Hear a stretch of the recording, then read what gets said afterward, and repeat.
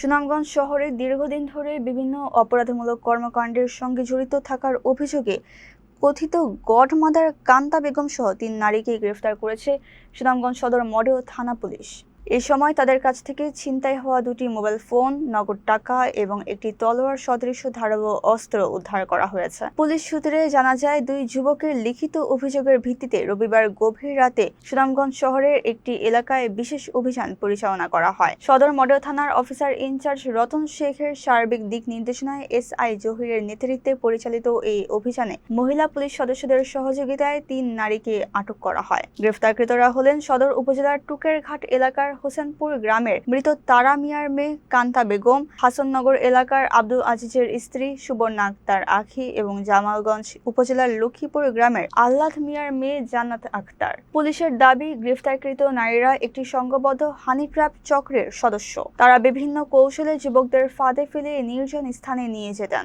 এরপর তাদের মারধর করে সঙ্গে থাকা টাকা পয়সা ও মূল্যবান সামগ্রী ছিনিয়ে নিতেন। শুধু তাই নয়, ভুক্তভোগীদের ছবি ও ভিডিও ধারণ করে সামাজিক যোগাযোগ মাধ্যমে ছড়িয়ে দেওয়ার ভয় দেখিয়ে দীর্ঘদিন ধরে ব্ল্যাকমেল করে অর্থ আদায় করতেন বলেও অভিযোগ রয়েছে। সদর মডেল থানার অফিসার ইনচার্জ রতন শেখ বলেন, সাম্প্রতিক সময়ে মাদক, চাঁদাবাজি, সন্ত্রাস, অনলাইন জুয়া ও বিভিন্ন অপরাধ দমনে পুলিশ ধারাবাহিকভাবে অভিযান পরিচালনা করছে। তিনি জানান, গত 24 ঘন্টায় পরিচালিত বিশেষ অভিযানে একদিকে চোরাই মোটরসাইকেল সহ চোর চক্রের সদস্যদের আটক করা হয়েছে, অন্যদিকে হানি ট্র্যাপ চক্রের মূল হোতা সহ 3 নারীকে গ্রেফতার করা হয়েছে।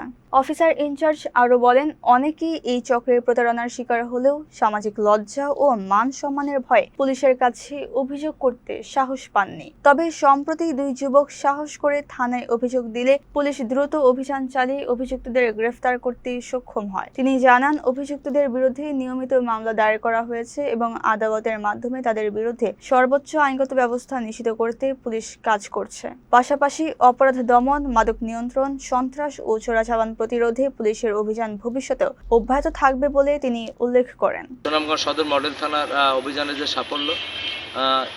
সাফল্যের পিছনে আমাদের একটা বড় কাজ করছে আমাদের ডিআইজি স্যার।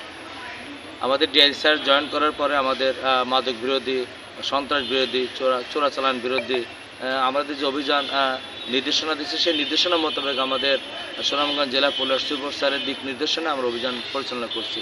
তো অভিযানের পরিপ্রেক্ষিতে গত রাত্রে, অর্থাৎ আজকে রাত্রে রাত 2টার দিকে আমরা 2টো অভিযান পরিচালনা করি। একটা হচ্ছে মোটরসাইকেল, চোরাই মোটরসাইকেল এবং মোটরসাইকেল চোর আমরা হেফাজতে এনেছি।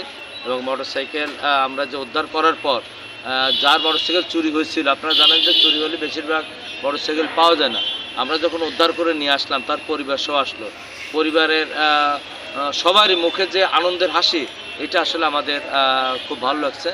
আর একটা জিনিস, সবচেয়ে বড় যে অপরাধ সংগঠিত হচ্ছিল, হানি ট্র্যাপ সহ বিভিন্ন মেয়েরা ট্র্যাপ করে যুবকদের ঘরে নিয়ে যায়, তাদেরকে মারধর করে, তাদের টাকা পয়সা ছিনতাই করে নিয়ে যায়, তাদেরকে আটক করে রাখে এবং ব্ল্যাকমেইল করে ছবি তোলে এবং ছবি তোলার পর এগুলো তাদের প্রচার করবে বা তাদের পরিবারকে দেবে বলে বিভিন্ন টাকা হাতে এনে এইগুলো যারা পড়ে তারা অনেকে কেউ লজ্জায় আসেন আমাদের কাছে। তারপরে 2টা ছেলে আমাদের কাছে আসছে লজ্জা শরম ভঙ্গে, যেহেতু সে অনেক বিপদে, বড় বিপদে পড়ছে।